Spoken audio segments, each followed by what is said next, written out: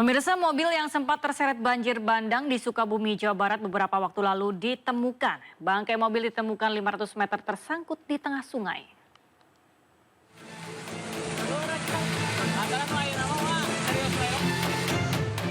Satu unit mobil minibus yang sempat terbawa derasnya banjir bandang di Kampung Parungsea, Desa Curug Luhur, Sagaranten, Kabupaten Sukabumi akhirnya ditemukan. Mobil minibus tersebut pertama kali ditemukan terbalik di tengah Sungai Cikaso.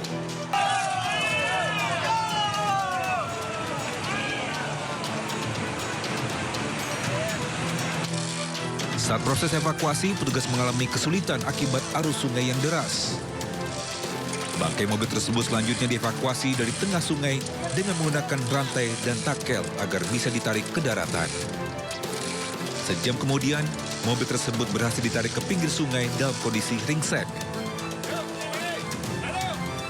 Proses evakuasi tadi, posisi mobil tersangkut di batu besar, ada arus yang cukup deras, itu salah satu kesulitan kita. Makanya kita membuat bodi untuk biar tidak terbawa arus. Sementara itu, menurut pemilik mobil saat kejadian, ia bersama keluarganya sedang istirahat sambil menunggu genangan air yang merendam jalan Parungsea surut. Namun bukannya surut, ketinggian air semakin tinggi hingga menyeret mobil miliknya sejauh 500 meter. Arus. Berarti waktu itu kondisi di depan juga udah tergenang ya Bu? Makanya ya, berhenti. Udah saya nggak bisa jalan, ke depan tidak bisa jalan, ke belakang tidak bisa jalan, pasrah aja. Sebelumnya viral di media sosial, sejumlah mobil terbawa arus banjir bandang Rabu lalu. Dari Sukabumi, Jawa Barat, Budi Setiawan, iNews melaporkan. Wakil Presiden Gibran Rakabuming Raka meninjau langsung lokasi bencana di Sukabumi, Jawa Barat.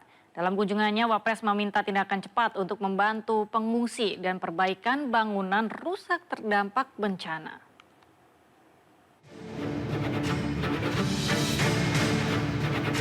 Wakil Presiden RI Gibran Rakabuming Raka berkunjung ke korban banjir bandang dan tanah longsor di Kecamatan Cikembar, Kabupaten Sukabumi, Jawa Barat.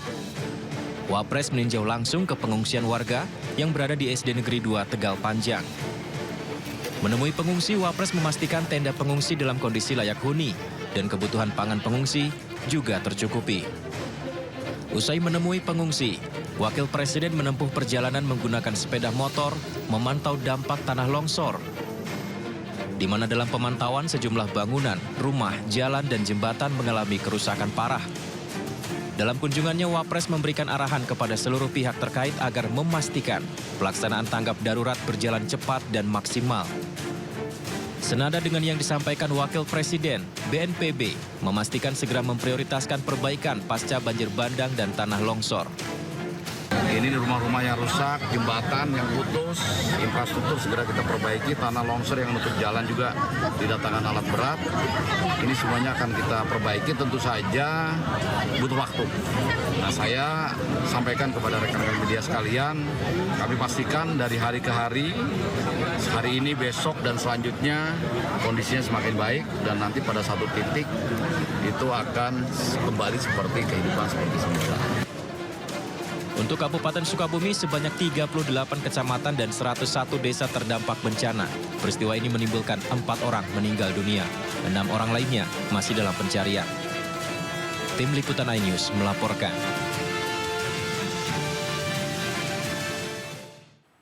Kementerian Sosial memastikan menurunkan bantuan kedaruratan dalam penanganan bencana banjir dan longsor di wilayah Cianjur dan Sukabumi, Jawa Barat. Menteri Sosial telah mempersiapkan unsur-unsur bantuan SDM Sosial Tagana untuk membantu tim SAR, BNPB, dan TNI Polri untuk melakukan evakuasi korban. Banjir bandang dan tanah longsor serta tanah bergerak terjadi di wilayah Kabupaten Sukabumi dan Cianjur, Jawa Barat. Banyak masyarakat menjadi korban bencana alam. Uluran tangan bantuan saat ini sangat dibutuhkan para warga yang mengungsi. Pemerintah melalui Kementerian Sosial telah menurunkan bantuan kedaruratan dalam penanganan bencana alam yang terjadi di Cianjur dan Sukabumi.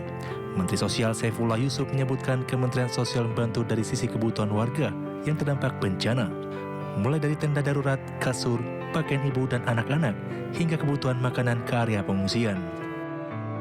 bencana yang ada ya baik di Jawa maupun di luar Jawa, khususnya di Sukabumi, Cianjur, tim Kementerian Sosial sudah berada di lapangan.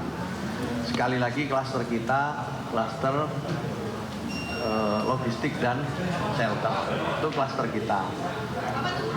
Kita dukung dari lumbung sosial terdekat di tempat itu. Nah, di dalam lumbung sosial kita selalu ada beberapa hal yang terkait dengan kedaruratan, mulai dari tenda, pakaian anak-anak, pakaian ibu-ibu, keperluan perempuan, ada kasur, ada juga makanan siap saji. Kementerian Sosial juga telah mendirikan dapur umum terhadap warga terdampak dan menurunkan sumber daya manusia serta pilar sosial lainnya untuk membantu tim SAR, BNPB, TNI, dan Polri agar melakukan evakuasi korban. Diketahui bencana alam banjir bandang menerpa wilayah Sukabumi yang menyebabkan 25 kecamatan terdampak, sedangkan wilayah Cianjur 11 kecamatan.